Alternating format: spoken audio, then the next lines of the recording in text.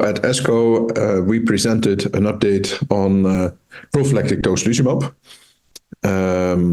with prophylactic tocilizumab given within 4 hours prior to the first step-up dosing of Teclistamab.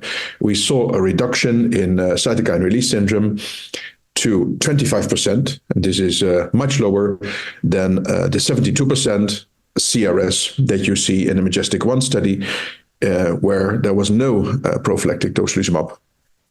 So profound reduction in CRS from 72% to 25%. And we also showed now with longer follow-up that prophylactic tocilizumab had no impact on the efficacy of the therapy. We saw in our cohort with prophylactic tocilizumab a 72% response rate. And this was comparable what you expect with Teclistamab. And also the safety profile with prophylactic tocilizumab was comparable to that in the pivotal MajesTEC-1 population.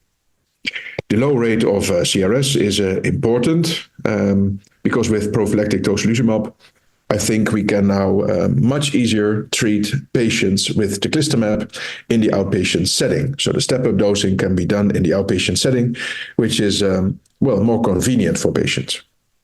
Of course, they should be done in patients that have a caregiver, a partner at home, don't live too far away from hospital. And I also select patients with not too high tumor burden and